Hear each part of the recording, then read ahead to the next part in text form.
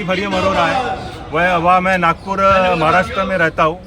Sir, मैं और मेरा पूरा परिवार गैर कानूनी सैटेलाइट टेक्नोलॉजी, जिसे डायरेक्ट एनर्जी वेपन्स व आर्टिफिशियल इंटेलिजेंस कंप्यूटर कहते हैं, इससे टारगेटेड है। इस कंप्यूटर के द्वारा देश में नागरिकों को मारकर दवाइयों का कारोबार, शेयर ट्रेडिंग का कारोबार, जमीनों का कारोबार, इस तरीके का अवैध कारोबार किया जा रहा है। इस टेक्नोलॉजी से नागरिकों को हार्ट अटैक से मारना व पैरालिसिस से मारना बहुत आसान है। मैंने इस टेक्नोलॉजी के खिलाफ में सरकार के पास में, इंटेलिजेंस एजेंसी के पास में, सीबीआई के पास में, पुलिस में काफ़ी बार अपनी शिकायतें किया, लेकिन हमारी शिकायतों की कोई सुनवाई नहीं हो रही। इस मामले में सीबीआई को जब मैंने कंप्लेंट किया तो सीबीआई जांच करने को रेडी थी हमारे मामले के सिलसिले में, और उन्होंने हमारे लोकल पुलिस स्टेशन को एक कॉन्फिडेंशियल लेटर भेजा, लेकिन लोकल पुलिस स्टेशन ने इस कंप्लेंट को दबा दिया, जिससे मेरे को और मेरे परिवार को बहुत बुरी तरीके से मारा जा रहा है। ये ऐसे हथियार है जिससे नागरिकों के शरीर में कैंसर, टीबी, शुगर इत्यादि बीमारियां बनाई जा रही है, और इजीली लोगों को हार्ट अटैक से मारा जा रहा है। ये वायरलेस वेपन है, इसके खिलाफ देश में सरकार को मालूम नहीं था।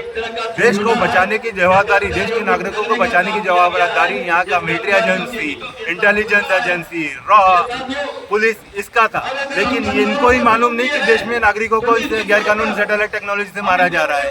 तो इससे परेशान होके मैंने माननीय राष्ट्रपति को 11/9/2024 तारीख को इच्छा मृत्यु का आवेदन किया है कि भाई मुझे इच्छा मृत्यु दे दी जाए, क्योंकि यहाँ हमारी सुनने वाला कोई नहीं। देश को बचाना, देश के नागरिकों को बचाना ये सरकार का कर्तव्य था, यहाँ की इंटेलिजेंस एजेंसी का कर्तव्य था, लेकिन यहाँ की एजेंसियाँ सोई हुई है और नागरिकों को मारा जा रहा है। इसे न्यूरो टेक्नोलॉजी भी कहते हैं, और इसके खिलाफ में दूसरे देशों में कानून बने हुए हैं, जैसा चिली देश में कानून बना हुआ है, अमेरिका के 2-3 स्टेट में ये कानून बनाया हुआ है इस टेक्नोलॉजी के खिलाफ में, लेकिन हमारे देश में कोई कानून नहीं बनाया गया हुआ है। मैंने कई बार लॉ मिनिस्ट्री को इसके खिलाफ में कानून बनाने के लिए ज्ञापन दिया हुआ है, लेकिन वहाँ से कोई रिप्लाई नहीं आता। देश के नागरिकों की चिंता किसी को नहीं है, हम मर रहे हैं। तो हमने इससे परेशान होके राष्ट्रपति को, प्रेसिडेंट को इच्छा मृत्यु का हमने आवेदन किया हुआ है कि हमें इच्छा मृत्यु दे दी जाए। नागरिकों के किडनी फेल की जा रही है, नागरिकों के इंटरनल ऑर्गन फेल किए जा रहे हैं, लीवर, नस, नाड़ी इजीली सॉफ्ट तरीके से बेकार की जा रही है। यहाँ हॉस्पिटलों का उद्योग, दवाइयों का उद्योग किया जा रहा है। ये जो सैटेलाइट सर्विलेंस ऑपरेटर है, ये इतने खूंखार है, डेंजरस है, ये दूर से लोगों को मार रहे हैं। वायरलेस टेक्नोलॉजी थी, सैटेलाइट टेक्नोलॉजी होने के वजह से क्या हमारी इंटेलिजेंस एजेंसी पढ़ी लिखी नहीं है? इनको क्या समझता नहीं है कि ये सैटेलाइट टेक्नोलॉजी है, रेडिएशन वेपन्स है, इससे लोगों को, घरों में लोगों को मारा जा रहा है, इजीली पैसा कमाया जा रहा है, दवाइयों का बिजनेस किया जा रहा है, और यहाँ हमारी इंटेलिजेंस एजेंसी टोटल फेल हो गई है। ये कई जमाने पहले से ये किया जा रहा था।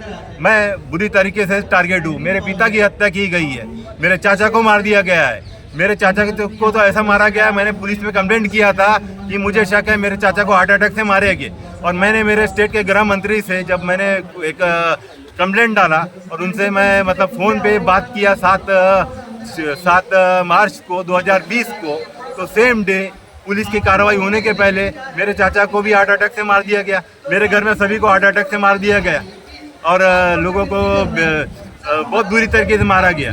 यानी कंप्लेंट डालने के बाद में भी हमको बचाया नहीं पाया। 7 तारीख को मैंने महाराष्ट्र के होम मिनिस्टर को फ़ोन करा, पुलिस की कार्रवाई से पहले ही मेरे चाचा को 7 तारीख को मेरे कंप्लेंट के मुख्य गवाह को रास्ते से हटा दिया गया, मार दिया गया हार्ट अटैक से। ये डायरेक्ट एनर्जी वेपन्स है। गवर्नमेंट सोई हुई है, बचा नहीं पा रही है। हमारे घर में टारगेट किलिंग चालू है, लेकिन ये टारगेट किलिंग से हमको कोई बचा नहीं रहा। मजबूरन मैंने राष्ट्रपति को इच्छा मृत्यु के लिए मैंने ज्ञापन दिया हो कि